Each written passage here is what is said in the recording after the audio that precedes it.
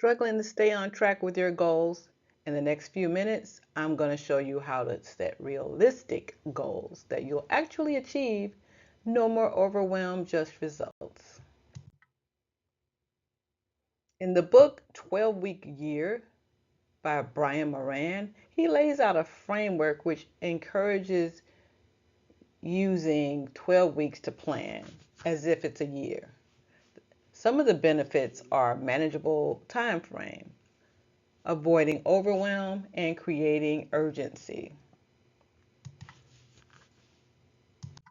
Other benefits, that 12-week timeline allows for a focused approach for setting your goals and achieving them in a manageable time frame. So enough time to get things done, but not so much that it can be dragged out or procrastinated out. Boosting productivity by having shorter goals, we increase focus and prevent the overwhelm that can come from having a goal that you've given 12 months to. And work-life balance, which is ideal for busy business women juggling multiple responsibilities. The first step is to define a clear outcome. Clarify your vision and the big picture goal that you're working toward. This is your guiding star, ensuring that every step you take aligns with your life and business you want to create. You'll ask yourself questions like, what is the ultimate vision for the next chapter of your life and business? How do you want to feel, live, and work? An example of that would be, my vision is to build a coaching business that empowers women over 50 to reinvent themselves, while also giving me financial freedom and flexibility. Being specific, you will be allowed to clearly define what you want to achieve in 12 weeks and make it measurable. Establish concrete ways to track your progress and align with the vision. Remember, your vision is the core of everything. It will be your guiding star. So next step, your action is write down your long-term goal, which should be specific, measurable, and also aligned with your vision. Next step is to break down the goal. To avoid overwhelm, break down your long-term goal into smaller milestones. These are mini goals that you'll focus on over the next 3 to 6 months. Ask yourself, what smaller achievements will get me closer to the big vision? What needs to happen within 3 to 6 months to make the long-term goal more achievable? What are the tasks involved on both of those questions? What smaller achievements? What are going to be the milestones? And what absolutely needs to happen? An example of milestones would be research and define the coaching niche for month 1. Develop a signature coaching program month 2 and 3.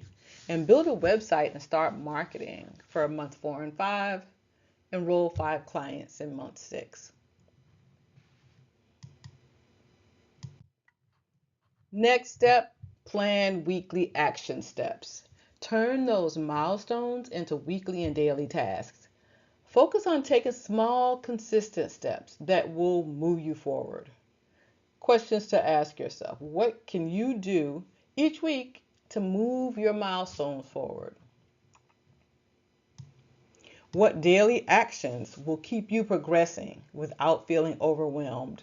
That's something a lot of us struggle with. We have so many things to do, so many things on our plate that we're easily overwhelmed. But when we have to pull it back to what actions will actually keep us moving forward, that allows you to have a little more space for prioritizing. An example for your weekly action steps could be research competitors in the coaching space, create a list of topics for the coaching program, and reach out to 2 mentors for advice. An example for daily action steps could be day 1, spend 30 minutes researching coaching websites. Day 2, brainstorm coaching topics and write down 5 ideas. Day 3, read an article on business growth strategies for coaches, and so on and so on. For those weekly action steps, we want to create tasks, small, achievable ones, prioritize them, focus on the most impactful actions first, eat the frog, as Brian Tracy says, and then be realistic. Don't overload your schedule. Fill it so tight that nothing gets done. Next step, block time for deep work. Ensure that your daily actions fit into your schedule by prioritizing tasks and blocking out time to complete them. Deep work has been a game changer for me, even in the earlier days of my business when I was still working a full time job and I had to come home afterwards and work on the business. Being able to just hone in and focus for a straight hour, 2 hours on one particular project, one particular area made such a difference. And you get more done. Ensure your daily actions fit into your schedule by prioritizing tasks and blocking the time out to complete them. Ask yourself, what are the most important tasks to complete today? How much time can I realistically dedicate to my goal each day? In the early days, I tended to overestimate how much time I could actually delegate, especially because I had a long commute 2 ways back and forth from work, and then I had home things, eating, doing things at home. I would assume I had all this time, or I'll have 3 hours, and I would be wiped out. But I still had all these things to do that were very important. So then I started to back it up, and maybe I'll just spend start with 30 minutes a day to put into the business after work, and maybe a couple of minutes, 30 minutes on the train ride into the office. Being realistic will help you avoid distractions and protect your time. In particular, eliminating multitasking, because when we set a priority, we don't want to dance around 5 or 6 different things at once. Deep work involves us honing in on one particular important area. And by honing in, you do protect your time and treat it like focus time. Treat it like it's special time. And focus on one task at a time. When I multitasked, I started everything and finished nothing.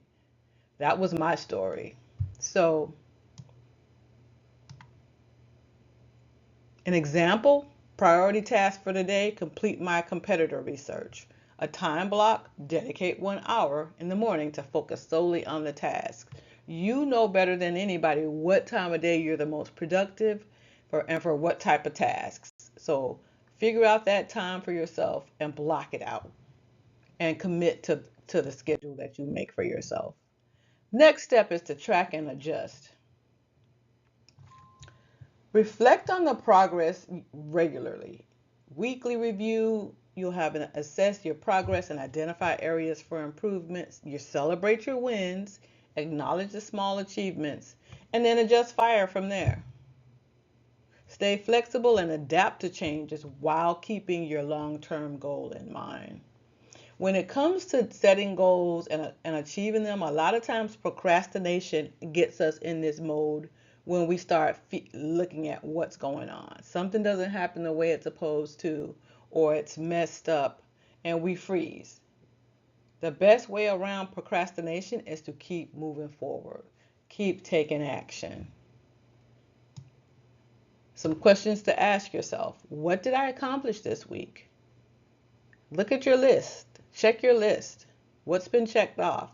Are my daily actions helping me move forward? I was guilty of that in the early days of starting my business. I was always busy. The problem is most of the things I was doing was not moving my business forward.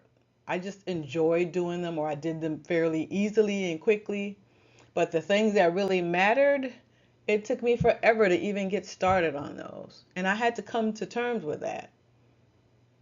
Maybe check that out. Are you doing what's going to move the business forward? Because when it comes to prioritizing, that's the focus. Are my daily actions helping me move forward? If not, what changes can I make? An example of a reflection would be this week I researched coaching niches and got feedback from a mentor. I realized I need to niche down even further. Next week, I'll spend more time defining my ideal client and refining my offerings.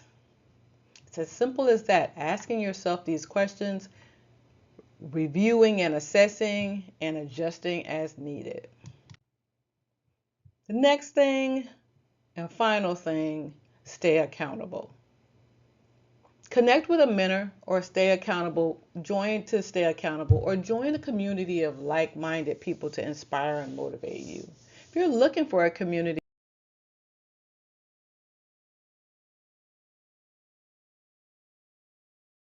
If you are looking for a community of like-minded women, join us over in the Reinvent Her Collective. There is a link in the description box.